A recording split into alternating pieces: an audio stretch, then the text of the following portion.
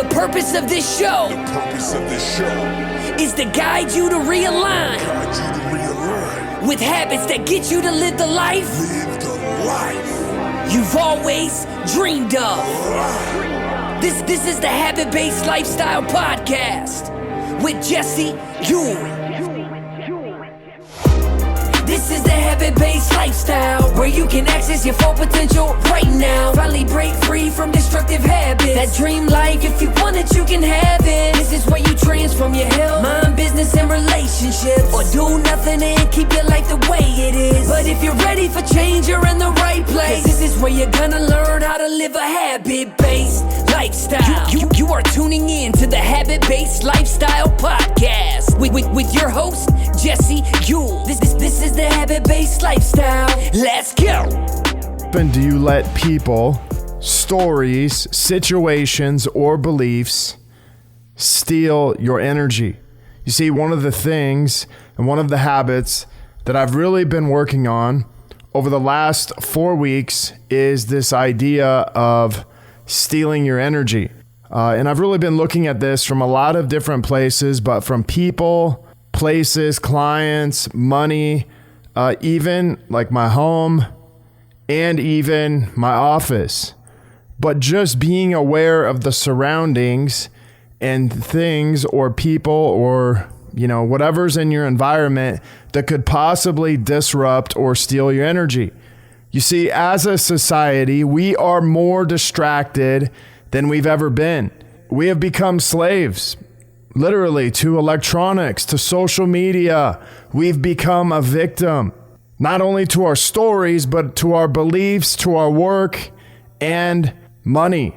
Think about how many times we worry about money. Think about how many times you worry about spending money on something that may be $100, $150, but many times you don't have that same fear or that same energy when it comes to something $1,000 or $1,500.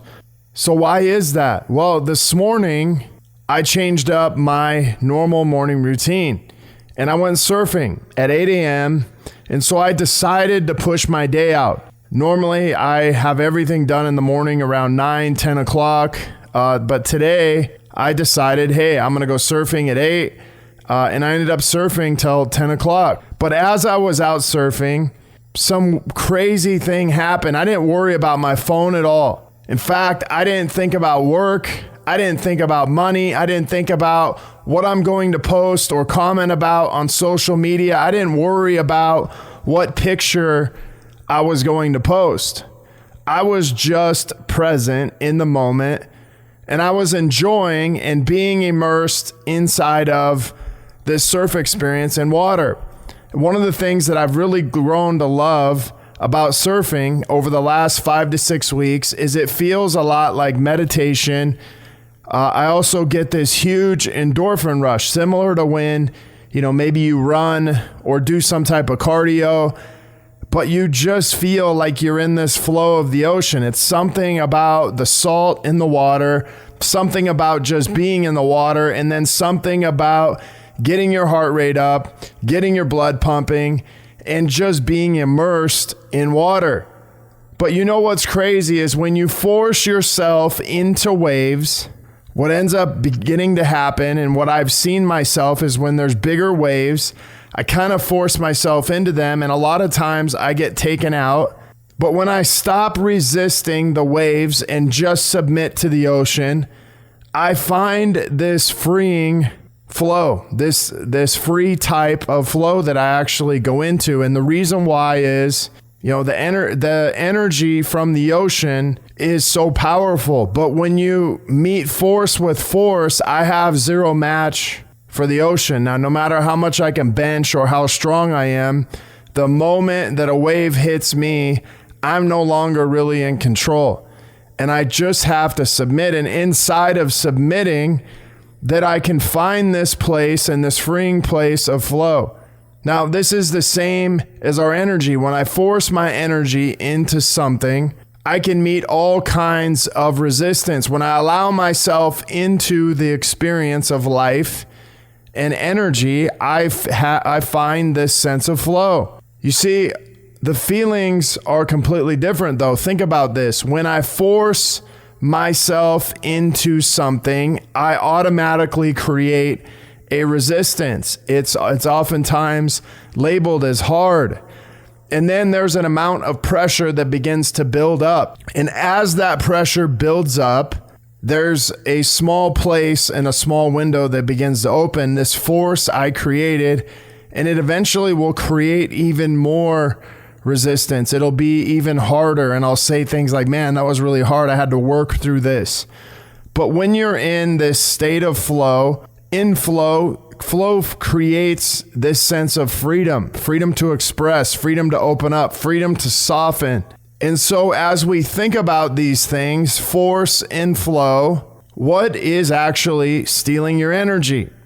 So we're going to shift this conversation to toxic people in our lives who make life difficult, who may force things on us. Maybe it's your spouse, maybe it's your kids, maybe it's your family, maybe it's your friends, maybe it's coworkers. It could even be social media. But why do you continue to allow this to happen? Maybe it's your spouse, maybe it's a family member, and you just can't get them out of your life. It's not easy to just say, hey, to your spouse, I don't really like your energy, you're toxic, so I'm just going to boot you out of my life. No.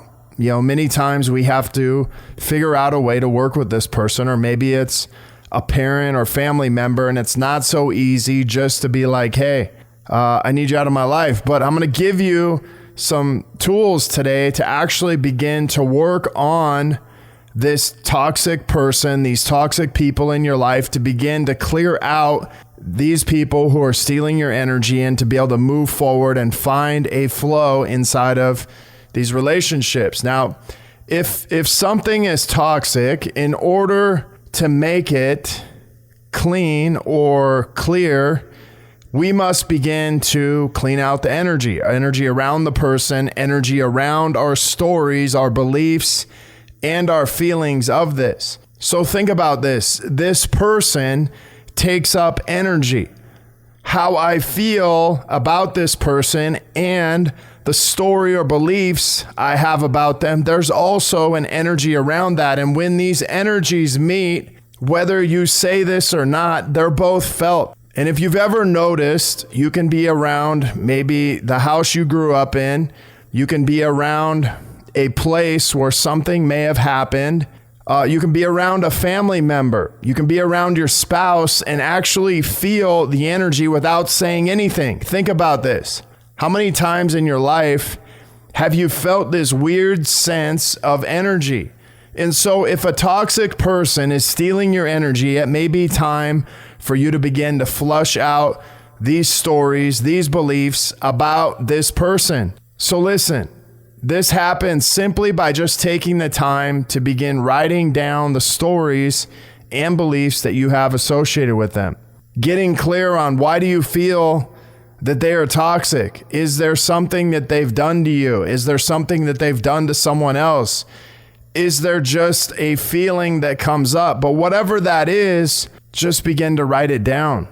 Now, if you could improve your relationship with this person, where would you need to start? If you could improve this relationship, or if you wanted to improve this relationship, how would you actually start doing this? And the next thing is what would happen, or what would have to happen if you just told them how you simply feel? Like, think about how many times we hold back from saying how we feel to someone because we don't want to hurt their feelings. But here's the reality. Most people either know they have a problem with us or they have no clue. And I will say 50% of the time, it's probably 50-50. We do a really good job of putting on a show like there's nothing wrong. And then other times it's like we can't hide it. But either way, there was always a risk. But what is more important? The truth is always the most important. The truth is the only way to maintain your energy and to eliminate whoever or whatever is stealing your energy. And sometimes the truth hurts as bad as holding it in, as much as anything else, as much as speaking. So they say the truth hurts. and maybe it does, but I don't think the truth hurts as much as hiding it and holding it in. And that's one thing that you have to think about is if you're coming from a place of coming from your heart, I don't think it's as big of a deal as really hiding it and trying to pretend that it's really not happening. But if your goal is to protect your energy, then this is one of the only ways to actually help both of your energies, the person that you may have a problem with and your own energy. But today I want you to do this. I want you to make a list of toxic people in your life. Maybe it's your spouse, kids, parents, family, coworkers, friends, even people on social media. And just going through these list of questions, which I'm going to go through one more time. Why do you feel this person or these people are toxic? And if you could improve your relationship with them, how would you start doing that? What would happen if you just told them how you feel? And then this question really changes a lot. How have you shown up for them in your relationship? How have you actually shown up for them in the relationship? Yeah, that's right. Like, we're not going to play the victim in this. We're going to begin to take accountability and take responsibility for how we've shown up in this relationship. If you've shown up 100%, then you should have no problem saying how you feel. If you haven't shown up, then obviously there's a reason why, and there's a huge issue in that. And that may be the bigger reason why you're afraid to tell them. And then this last question, what do you ultimately want about the relationship? Because that's what really matters. What do you ultimately want out of that relationship, and how can you be committed to this? See, once you finish, you make this decision if you're going to actually talk to them, leave them alone, or just stop the relationship. I think either way, you choose those three decisions. I still think it comes up with a conversation, and I still think that matters for you and that person, whatever you choose. Now, listen, go back, answer these 5 questions, and I'm going to be back on next episode, which is going to be number 2 of clearing out this energy, clearing out this stealing your energy. And we're going to be working on, the next episode is going to be working on nutrition, diet, and things like that. So if you guys are looking to connect further with a group of like-minded people, join myself and so many others in my Habit-Based Lifestyle Secrets group on Facebook, where I'll be dropping daily habits to help you live to your full potential. If you want to be one of our next case studies and begin living this habit-based lifestyle, reach out to me, Jesse at habitbasedlifestyle.com. Please, if you're listening to this and you're finding some value, drop me a 5-star review and let me know how I can support you in your quest and keep people from stealing your energy. The purpose of this show is to guide you to realign with habits that get you to live the life you've always dreamed of. This is the Habit-Based Lifestyle Podcast with Jesse